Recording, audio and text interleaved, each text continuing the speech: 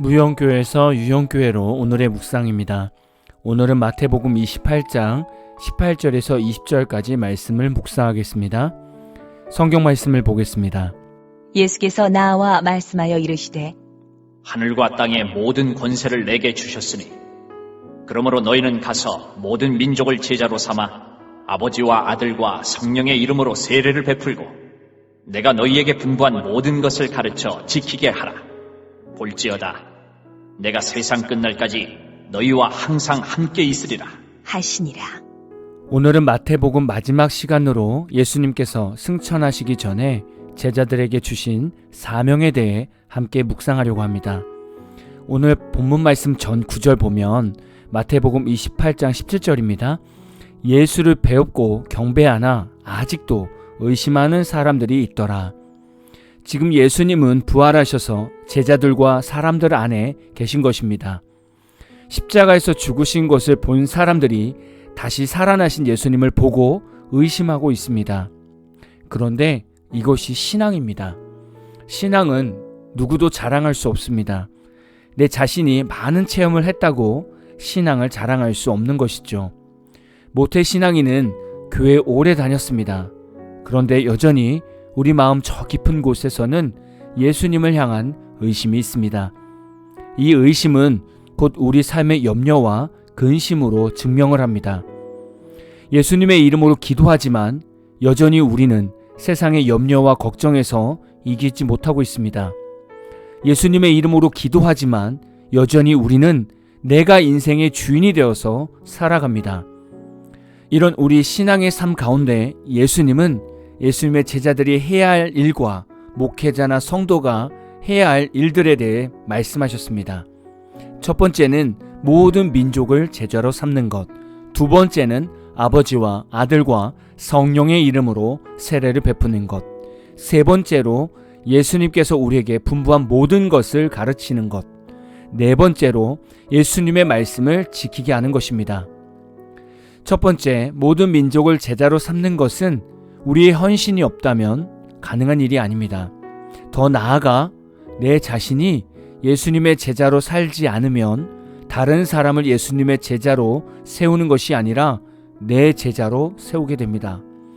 그래서 첫 번째 명령을 수행하려면 내가 먼저 예수님의 제자로 사는 목회자와 성도가 되어야 합니다.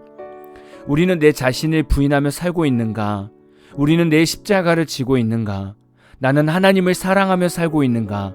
나는 내 이웃을 내 몸과 같이 사랑하고 있는가? 라는 말씀을 근거로 내 자신을 돌아봐야 합니다. 그리고 제자를 삼는 것은 상대에게 복음을 전한 것이고 하나님의 사랑을 전한 것입니다. 이런 사역은 너무나 소중한 모습입니다. 여러분의 작고 큰 헌신과 섬김이 많은 이들을 예수님의 제자로 세우는 기초석이 됩니다. 때로는 여러분의 섬김과 헌신이 있음에도 불구하고 상대가 변하지 않는 것 같은 모습을 볼 수 있습니다. 그러나 꼭 변할 것이라는 믿음을 가지고 복음을 선포하시고 사랑을 나누십시오. 이것이 예수님의 제자입니다. 두 번째는 세례를 주는 것입니다. 현대 종교에서는 세례를 목회자가 집례를 합니다. 성도는 세례를 줄 수 없죠. 그러나 세례의 의미를 보면 성도들도 무언가 할 수 있는 역할이 있을 것입니다.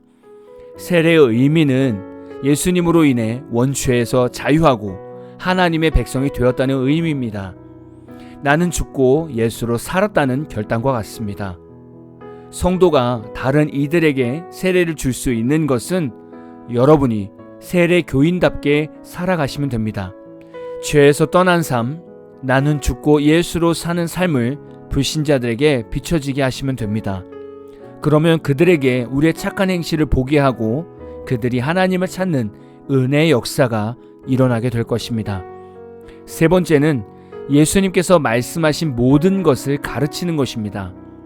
여기서 말하는 모든 것이란 예수님께서 사역하시면서 말씀하셨던 모든 말씀들을 말하고 있는 것이죠. 즉 예수님께서 하신 말씀은 하나도 그냥 지나가서는 안 되는 것입니다. 우리는 교회에서나 가정에서 예수님의 말씀을 가르치는 사람이 되어야 합니다. 사복음서를 읽어보십시오. 예수님의 가르침이 너무나 많습니다. 이 말씀들을 교회에서 끊임없이 가르쳐야 합니다. 요즘에는 이것을 제자 훈련이라고도 하고 말씀 양육이라고도 말합니다. 이런 양육 훈련이 교회에서 꼭 있어야 합니다. 그래야 성도들이 예수님을 알고 하나님을 알게 되어서 세상의 미혹과 이단의 포교에 넘어가지 않게 되는 것이죠. 네 번째, 예수님의 모든 말씀을 지키는 것입니다. 앞에서 말씀드렸던 제자 훈련이나 말씀 양육 훈련은 교회 안에서 성도를 잘 세우는 방법입니다. 그러나 이런 양육 훈련도 결국 지키는 삶이 없으면 양육이 지식에서 끝나거나 다른 이들을 정죄하는 데 쓰이는 도구만 됩니다. 말씀은 듣는 것이 중요합니다. 들었다면 한 말씀이라도 지켜 행하는 삶이 중요합니다.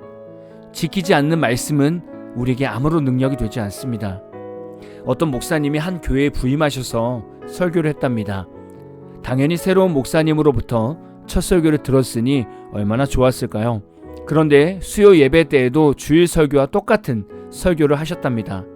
또 그 다음 주 주일 설교도, 수요일 설교도 처음 설교랑 똑같은 설교를 계속 하셨답니다.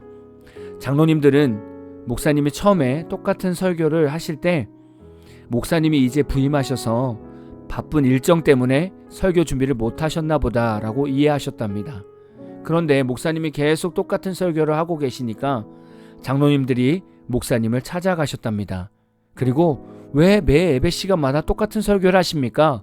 다른 설교는 못 하십니까? 이렇게 말씀을 전하실 거면 교회에서 나가주십시오 라고 말했답니다. 그랬더니 목사님께서 하시는 말씀이 몇 주부터 동일한 설교를 하고 있는데 그 말씀 하나도 지키지 못하는데 무슨 다른 말씀을 들으려고 하십니까? 라고 대답했답니다. 참 일리가 있는 말씀이기도 합니다.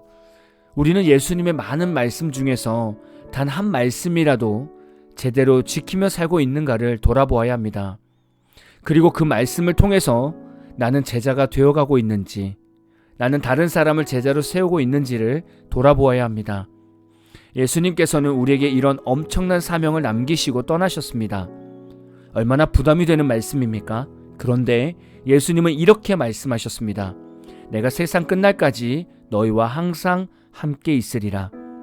예수님이 주신 사명을 우리의 힘으로만 감당한다면 아무도 할 수 없는 일입니다.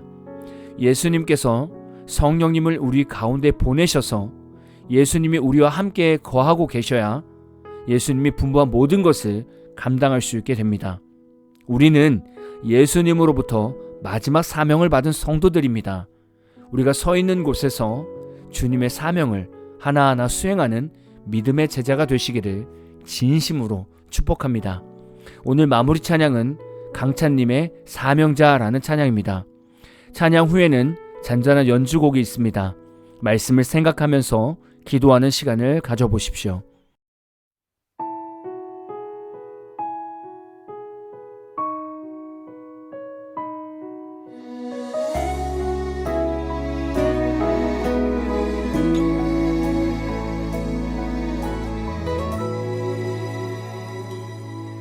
주님 말씀 따라 나는 걸어가네. 주께서 가신 그 길을 믿음에 눈들어 주를 바라보며 주님께 내 삶 드리네.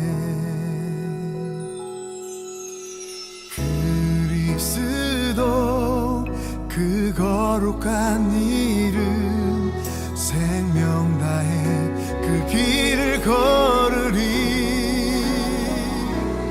예수 예수 예수 그 사랑 없으면 나는 무엇도 아니요. 십자가의 거룩한 피로 살리 오직 예수.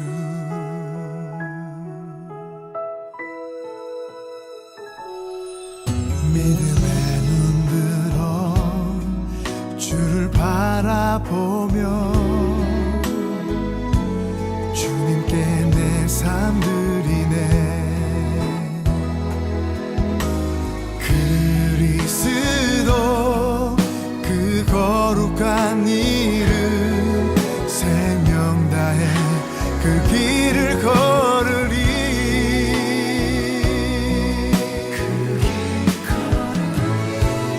예수 예수 예수 그 사랑 없으면 나는 무엇도 아니요. 십자가의 거룩한 피로 살리. 예수 예수 예수 내 구원하신 주. 나는 온 마음 다해 찬양하리. 부르신 그 길에서